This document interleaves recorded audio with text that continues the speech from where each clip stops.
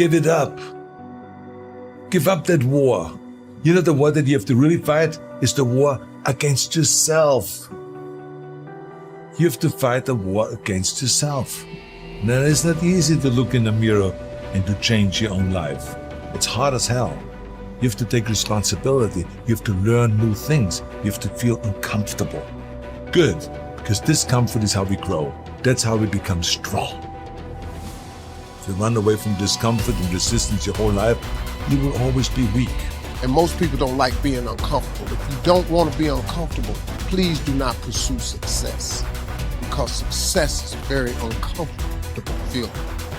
And I just learned to be comfortable being uncomfortable. Your comfort zone is irrelevant. What matters is, what are you trying to do with your life? Future you is going to give you advice on what to stop, what to start, on what a more courageous action would be. What's the first thing they would tell you to be or do to be more courageous? You ain't gonna have much of a life. If you play it safe, you won't have much of a life. Life is risk. It take courage to pursue your dream. Now, it's gonna cost you something. Most people are not willing to pay what it costs to go after your dream, because you're gonna have to hurt a little bit. And those are the times when you want to run and hide. You gotta be able to find energy. You gotta make up games, make up tricks, make up whatever you can to get to the next evolution of life. All successful people, if they fail by trying greatly, not by playing it safe and wishing and hoping that everything will work out all right in the future. What they do is they take great risks with no guarantee of success, and so can you. Rich people don't sleep 8 hours a day. That's a third of your life. You cannot be sleep 8 hours a day. We do not retreat. We do not give up. We do not surrender. And the reason why most of you are not successful is because every single time stuff's not going your way, you give up, you quit, you let go. And people feel weakness. They feel it. You can feel when somebody's not committed, when they're not all in, when they're not dedicated. If you want freedom, there's going to be an element of risk. There's going to have to be sacrifices made. There's going to have to be late nights, extra hours, persistence, and most importantly, growth. If you don't become someone else, you will not be able to earn your freedom. The person you are right now might not be good enough for the life you want. If you really want it, you're going to have to become someone else. The voice in my head said, you know what, man? You're gonna die never even trying to reach your full potential. And how's that gonna feel? So I'm gonna live even while I'm dead. I'm gonna be, because I believe in a higher power, whatever it may be. I don't know what it is. I believe that your mind lives forever. Some spirit, something lives forever. I'm gonna be haunted by the mere fact that I literally just, that's what I was. You wasted that life. That's what I was, man. You look back and here lies David Goggins, a punk. That's it. And I get to live, so whatever heaven or hell is, you're in hell the rest of your life. The rest of your life. And if there is a God, which I hope to God there is, knowing what I put myself through now, whatever memories I have, if there's any at all, I'll be a happy man. But I knew that I was getting paid for this while I was living or while I was dead. I was getting paid for this, because basically to me, it was a huge sin. I'm basically just gonna sit here and just be a comfortable man and not even try. Wasting your life is a sin, It's right? a sin. It is. I'm not even gonna try. I want you to get over this notion that I find so annoying that so many people have, that success and power in life is dependent on something like genetics.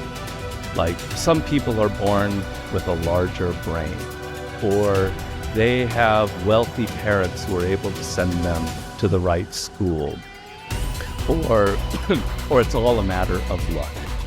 What really makes people successful and powerful in life, and it's not just me saying this, I read hundreds of books on the subject, what makes people successful is their degree of motivation. I could repeat it 100 times, but it's true every time I say it. When you are motivated, when you feel yourself emotionally engaged in the subject, you learn faster. You learn what could take somebody 10 years to learn, you can learn in 2 years.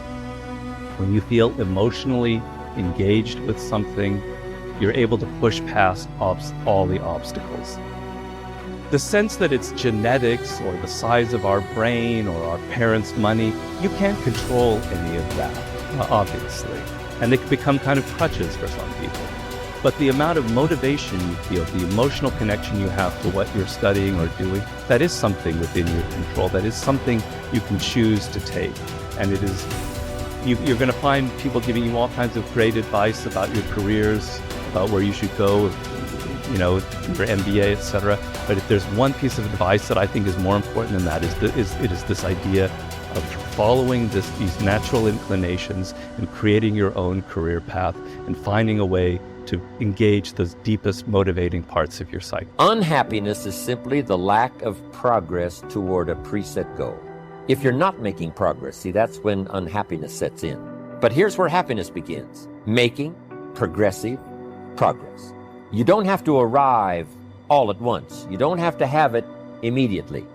But as long as you're making progress, as long as progress is part of your experience now, it is a fantastic source of inspiration. Now here's the next one. Source of inspiration, and that is achieving. When you finally have arrived at that goal that you set. I want to have this much experience and be able to do this by 30 days from now, 60 days from now, 6 months from now. And finally, that 6 months passes, and there you are. Finally, the time passes, and you have it. Finally, the time passes, and the skill is now beginning to be polished, and it is so unique and effective. Achieving is an incredible source of inspiration. But here's what we notice. When you do achieve, whatever you set out in the beginning, where you decided and planned and you got started and you progressed, when you finally achieve, that achievement is not much more inspiration than when you decided. It's a different kind of inspiration. It's a different kind of feeling to having arrived. Knowing that you've got many other objectives to accomplish, many other places you want to go, things you want to do, the person you want to become. But at least I've got this one. You know, I've done this one. As the saying on the wall of the inner city school reads, God don't make no junk. Each person is capable of achieving excellence in some way, in some area.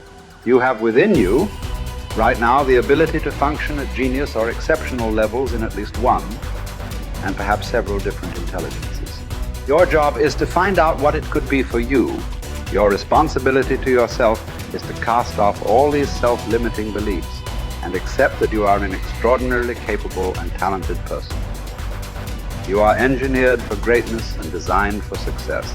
You have competencies and capabilities that have never been tapped. You have the ability within yourself right now to accomplish almost any goal you can set for yourself if you are willing to work long enough and hard enough to achieve it. The good news about beliefs is that all beliefs are learned. They can therefore be unlearned, especially if they are not helpful. When you came into the world, you had no beliefs at all about yourself, your religion, your political party, other people, or the world in general. Today, you know a lot of things. But as the comic Josh Billings once wrote, it aren't what a man knows what hurts him. It's what he knows what aren't true. There are many things that you know about yourself that are simply not true. And these are almost always in the area of self-limiting beliefs. The starting point of unlocking more of your potential is for you to identify your self-limiting beliefs and then ask, what if they were not true at all? What if you were possessed of an extraordinary ability in an area where you didn't think you were very good at all, such as selling, entrepreneurship, public speaking, or money-making? Everywhere I go throughout the world, I have taught these principles to many tens of thousands of people. I have filing drawers full of letters from people who had never heard this idea of self-limiting beliefs before. But once they heard it, they changed their entire attitudes towards themselves. They began to see themselves as far more competent and capable in key areas of their lives than they had ever been before. In no time at all, they began transforming their lives and changing their results. Their incomes doubled and tripled and quadrupled. Many of them became millionaires and multimillionaires. They went from the bottom of their companies to the top, from the worst performer in their sales forces to the highest earning person in their companies. After they changed their beliefs about themselves and their personal potentials, they learned new skills and took on new challenges. They set bigger goals and threw their whole hearts into achieving them. By questioning their beliefs and by refusing to accept that they were limited in any way, they took complete charge of their lives and careers and created new realities for themselves. And what countless others have done, you can do as well.